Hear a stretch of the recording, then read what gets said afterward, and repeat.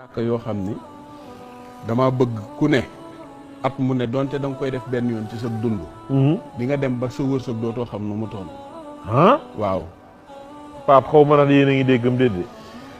dégg nga li mu wax. maanaam ñaari rakk yi. ñaari rakka. niñ koy jullee. waaw. mooy benn bu ci nekk. maanaam amul ay subhanallah ak ay taayaak yooyu. waaw.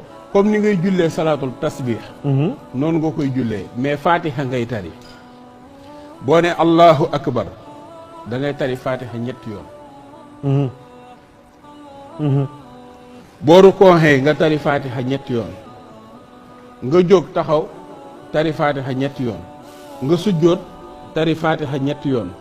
toog tari fatiha ñetti yoon. sujjóotaat tari fatiha ñetti yoon. jóg taxaw tari fatiha ñetti yoon noonu nga koy toppee maanaam geste boo def rek ñetti fatiha nga ciy tari. allahu akbar. heure boo toogee di taayee it doo wax attahiyatullahi may fatiha ngay tari ñetti yoon après nga sëlmal. boo sëlmalee nga def maanaam ci taaye bi fatiha ngay tari ñetti yoon waaw. boo sëlmalee nga def fatiha 40 fois ak juróom-ñaari salaatul fatiha ñaanal loo bëgg it moom sunu borom da koy faj ci saa si.